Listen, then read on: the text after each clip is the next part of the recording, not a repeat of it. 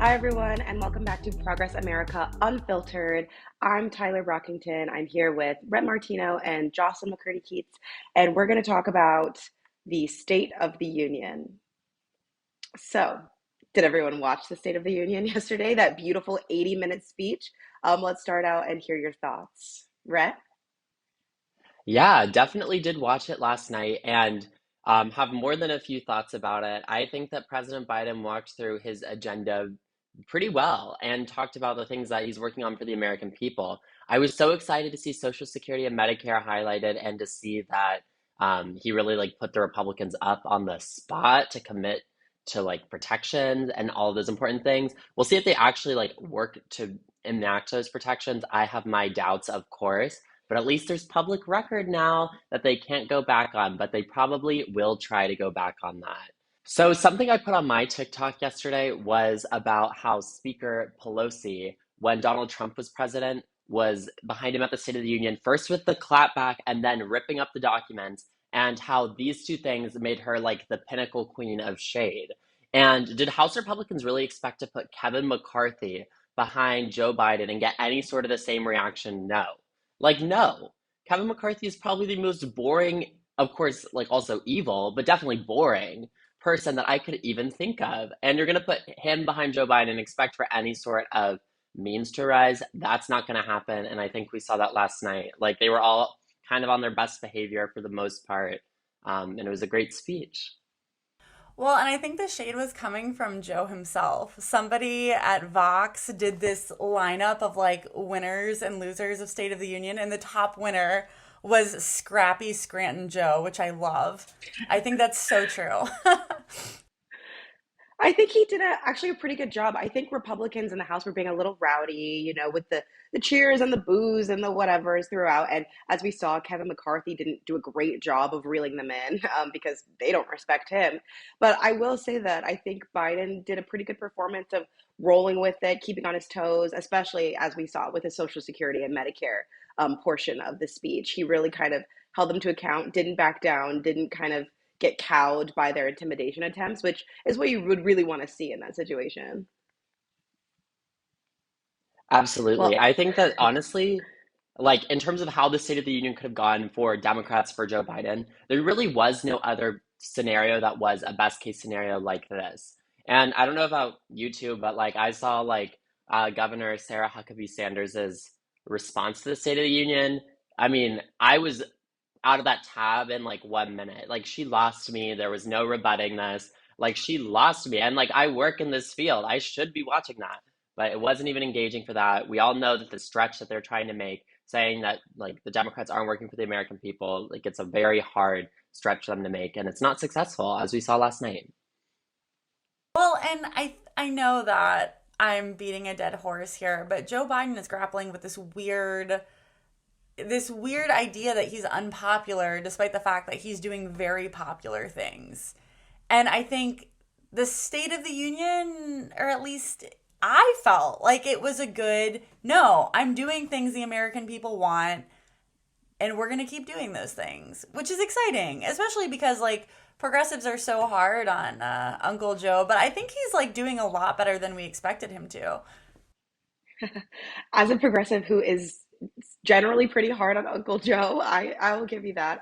I think it was good to hear him kind of extensively tout and list the truly extensive accomplishments that the Biden administration has managed to squeak through, including, the Inflation Reduction Act, taking charge on climate, immigration, talking about um, everything, talking about the PRO Act, things that voters are really, really supportive of and things that will actually make a difference in people's lives. So I'm glad that he spent a lot of his speech talking about those things and that the American people hopefully can hear for themselves what he's been fighting for.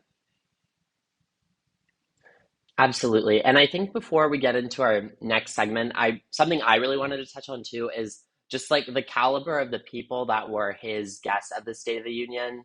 Like, I mean, really just Tyre Nichols' family, somebody just Paul Pelosi, etc. These people that have been through so much in our country, compared to Bono. Donald Trump. Bono was Compared there. to, Don't forget Bono. oh, there we go. Compared to Donald Trump's guest at the State of the Union, like really just like phenomenal, like to see that growth for our country, I think. To see what like real leadership looks like under the State of the Union. Do you all have any thoughts on that, on the guests, on who we saw attending? I will say there was like a moment where President Biden was talking about Tyree Nichols and also talking about the tough conversation that a lot of Black families have to have in terms of, leaving the house and not knowing if you'll come home because of encounters with police. And, I've had similar conversations in my family, and those things are really tough. And, it harkens back to, I think President Obama had said something similar, and that was kind of one of the first times we ever had one of those conversations on the national stage. And I don't think it was received as well then. So it's really, really great to see how well he was being received for really putting to light something that a lot of this country deals with that I think the majority and the white majority doesn't necessarily want to talk about. So that was really beautiful. And I think, when he talked about Tyree Nichols' mother saying something good must come of this, I think that that was definitely a resounding message that I think a lot of us need to hear and like keep at heart. Especially because Biden has not been where I think any of us want him to be on police reform and defund the police. So that was encouraging to see him take it more seriously and hopefully moving in the right direction. And pressuring Congress to actually do something is a big start. Yeah, I thought that was really great, like that he was able to center these messages and like really get some sort of positive feedback from everybody that was there, like Republicans, Democrats, even independents. Kirsten Sinema, I'm sure we're gonna get into her when we get into the memes. But really, it was just, I think it was good for everybody in this country to have some sort of solidarity around this very important issue, for sure. Speaking of memes, our producers have given us a roundup of, I think, 10 of the best memes to come out of the State of the Union. So we're going to blind react to them now and just share our thoughts on some of the highs and lows of last night's speech. So let's get into the first one.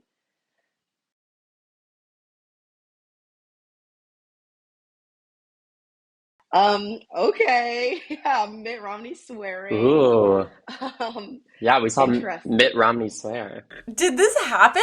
This really happened? I look, the first reply said, "Oh, It, it really did happen." Wow. Um, Oh my Very bold. goodness gracious.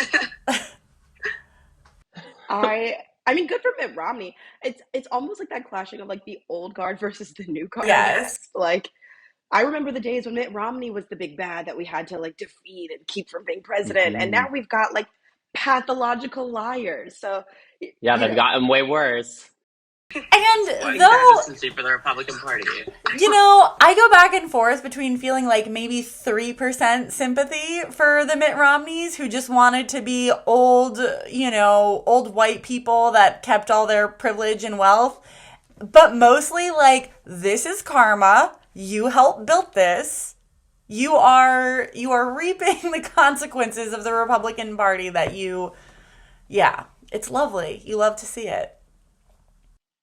Exactly. And like I think we should also like not forget that the similarities between Mitt Romney and George Santos, I mean, they're more similar than different politically, right? Like George Santos just makes it more inconvenient for Mitt Romney and like Republicans to get away with the things that they do.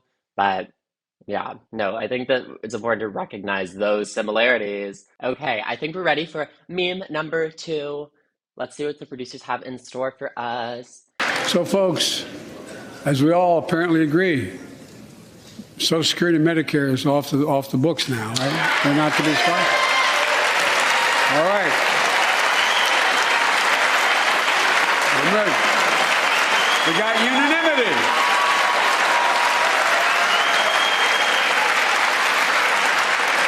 What do you all think about this? What do you think about Joe Biden's handling of the situation? What do you think of the kind of the resounding noise from the Republicans? So Scrappy different. Scranton Joe. I love it. This is Biden at his most politically attractive for sure. Because he is so I went to Catholic university, so I like know people from Joe Biden's like neighborhood and that went to his high school and stuff. He ultimately is a working class Catholic kid, and I think people forget that. So he's seeing the Republican heat and he's like, bring it on. He loves that. And I do. That is something, though I do not align with Joe Biden politically on many things, that is something that I like about him a lot. Yeah, no, I think this is a big deal. And I think, you know, bringing the fight to them, seeing their faces and just not backing down, this was a pretty big moment. And I think it's going to be critically important as we kind of approach this debt ceiling fight and it gets closer and closer. Yeah, exactly. And I think that part of this too is going to be like Republicans, although they committed to something, we know that they'll try to go back on their word, but we have now a mechanism or at least the receipts to hold them to account a little bit easier. I know there's going to be some good fundraising messages that come out of this. Like, this is how you reacted at State of the Union. This is how you're voting. And we will definitely make sure that they are held account here at Progress America Unfiltered. Let's see the next one. You And you know, will. I kind of love the George Santos drama. It's been wonderful for the meme world, but it's also just so funny because it's like we were just saying about him and Mitt Romney, like George Santos, similar to Donald Trump, but like a more ridiculous version is just mirroring the Republican Party's decisions back to them. And I love it. It's a blast to watch. Yeah, I also think that we saw some Republicans sit out of the State of the Union out of protest for Joe Biden or protest against Joe Biden. And we saw George Santos go to the State of the Union. And I don't know about you two, but I think it was pretty definitive that this was not going to be a good night for George Santos. No matter what happens, we all knew that the cameras would be watching him. We knew that he would be up to some crazy stuff like this and that we would just have to clock him on it today. Absolutely. And I mean, I think that his presence there says a lot. And, but I think of the Republicans who were there, he was probably one of the least harmful. I agree. I think George Santos is kind of a hoot. Um, I hope he'll stay in Congress forever, only if only so that I can laugh at him. But yeah, a moment like this, I would expect no less. And he will probably say, come up with some crazy story about how Biden gave him $50 and said he's doing a great job or something. Who knows? Hmm. Oh my God. Marjorie Taylor Greene and the now infamous fur white coat. Why are Dalmatians so expensive? Okay. Asking some good questions. Supply chain, inflation, really messing things up for this woman. Yeah. Also, how cold is it in DC right now? And how cold is it in the Capitol building right now? Not Was that the cold. fur coat necessary? It was Okay. literally like Yeah, 50 so it's just a degrees. steamer. Just Yeah. not necessary. She's really just doing like a really bad Cruella DeVille cosplay, and it's not working, especially, if you're supposed to be the party of the working class and the hardworking. We know that's not true, and it's pretty obvious given this choice of attire. Okay, but this begs the actual Exactly. question. Do you think they're trying to be Disney villains or do you think it's like subconscious? Because it definitely feels intentional at a Ooh. certain point. Well, I also I was thinking, is it real fur or not? And just knowing her, it's going to be as terrible as we can even imagine. So I'm sure that's real fur. She probably went out and was just like, oh yeah, I want the most real fur of it all, brutally harvested fur, and make a coat out of that. It just seems so, yeah, as you were saying, Jocelyn, Disney villainish. For sure. It's probably made of like sweet baby bunnies or something in order to own the libs if we get upset about it. So, I guess you'll be sweating in the chamber and that's your own problem. But yeah, I Oh, think that she is just so missed the true. mark. I think she thought that this would have like a much bigger splash than it did. But I feel like we all got a few tee hee hees and ha ha's out of it. And then, I don't know, she just looks silly. Yeah, there will be no Vogue spread. Okay, and here is our next meme.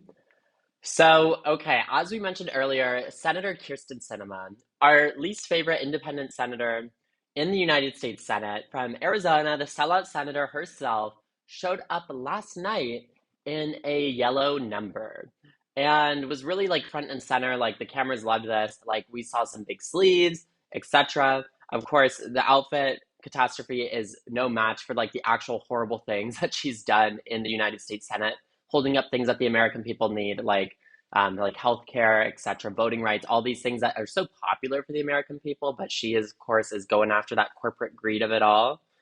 But yeah, so we are seeing Hunger Games as government as the commentary here, referring to Marjorie Taylor Greene and Kirsten Sinema, referring to their outfits, of course.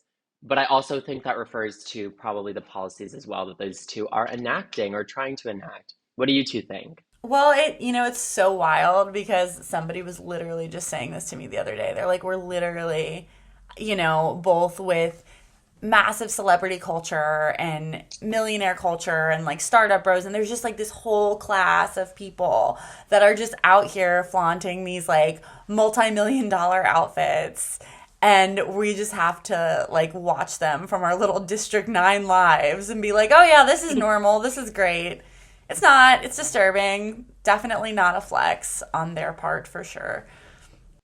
Absolutely. And it also reminds me a little bit of fashion as distraction. And this is something that former First Lady Michelle Obama has talked about a lot, and how like she was very intentional and careful with her outfit choices because she knew that like if she wore a certain thing, that would be what the headlines were all about. Or if her hair was a certain way, that would be all that the news outlets were talking about. So I think we're seeing that a little bit in reverse. Even think of Melania's, what was that stupid jacket I that don't she care, wore? do you? I don't care, do you? Like nobody puts that on and thinks nobody's gonna. It's just a cute little fashion statement. Like it's Very very Then did she wear that obvious. to like meet hurricane victims, like hurricane Yes. relief Yeah. victims? Yeah. Yeah. Yeah. So like it's very obvious what they're trying to say and make a statement in with their fashion, and both of them miss the mark, and it is giving Hunger Games and not in a good way. So anyway, we can move on to the next meme. President Dark Brandon's State of the Union in one tweet. America 1, malarkey 0. This is my favorite. I have to be honest, I was impressed with Joe last night. And this was this right here. He was strong, he was assertive, he talked about all the things that Democrats have accomplished, which like, look, I'm not a congressional Democrat person. I typically am all about holding their feet to the fire and criticizing and all of that. But the reality is a lot has been done and we need to own that or we're going to lose people because people don't know what's been accomplished if it doesn't get talked about.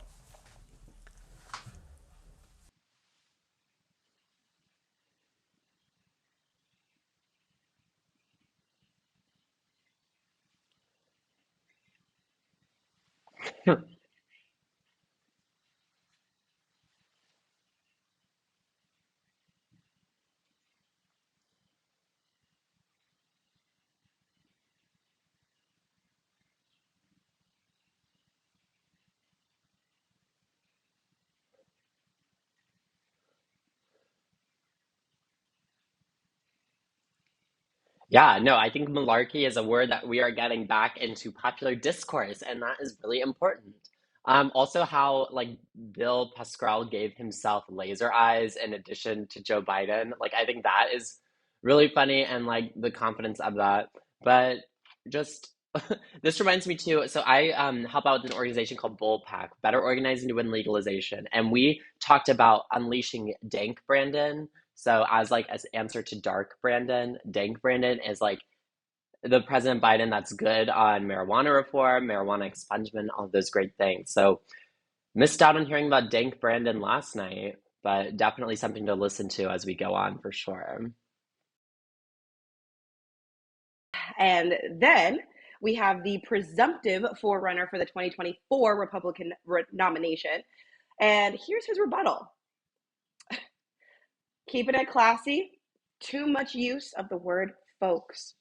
How do we feel about this in-depth Trump criticism of Biden's 80-minute speech. Okay, you know what? I can't believe I'm saying this. I think this is something like we need to take mildly seriously because there is a whole part of the country that is actually like this upset about wokeism that they're going to be like, yeah, yeah, that's right, man. Like you tell them. And that's like something we need to talk Yeah. about.